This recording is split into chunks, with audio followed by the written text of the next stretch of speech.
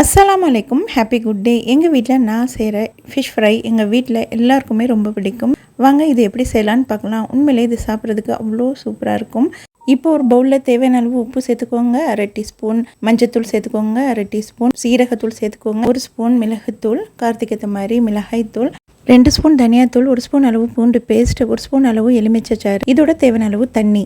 இதெல்லாம் சேர்த்து நல்லா மிக்ஸ் பண்ணிக்கோங்க. மிக்ஸ் பண்ணிவிட்டு க்ளீன் பண்ணி வச்ச எல்லா மீனும் சேர்த்துக்கிறேன். நான் நாட்டு வவ்வா எடுத்துருக்கேன். நீங்கள் எந்த மீன் வேணாலும் வாங்கிக்கலாம். இப்போது இந்த மசாலா எல்லாமே மிக்ஸ் பண்ணிவிட்டு ஒரு அரை மணி நேரமாச்சு ஊறணும். அதுக்கப்புறம் ஃப்ரை பண்ணிக்கலாம். ஒரு பேனில் 3 ஸ்பூன் அளவு ஆயில் சேர்த்துக்கிட்டு மிக்ஸ் பண்ணி வச்சேன் இந்த மீன் சேர்த்துக்கிறேன். சேர்த்துட்டு 2 பக்கமும் ஃப்ரை பண்ணி எடுக்கணும். என் பெரிய பொண்ணுக்கும் எங்கள் அம்மாவுக்கும் ரொம்ப கிறிஸ்பியாக இருக்கணும். எங்கள் வீட்டில் எல்லாருக்குமே மற்ற எல்லாருக்குமே எனக்கு பிடிச்ச மாதிரி தான் நான் ஃப்ரை பண்ணுவேன். அவங்க எல்லாருக்குமே இந்த மாதிரி ஃப்ரை பண்ண தான் ரொம்ப பிடிக்கும். உண்மையிலே இந்த மாதிரி சாப்பிடும்போது ரொம்ப ரொம்ப டேஸ்ட்டாக இருக்கும். நம்ம ஃப்ரை பண்ண எவ்வளோ மீன் சாப்பிட்றோன்னு தெரியாது, அந்த அளவுக்கு டேஸ்ட்டாக இருக்கும்.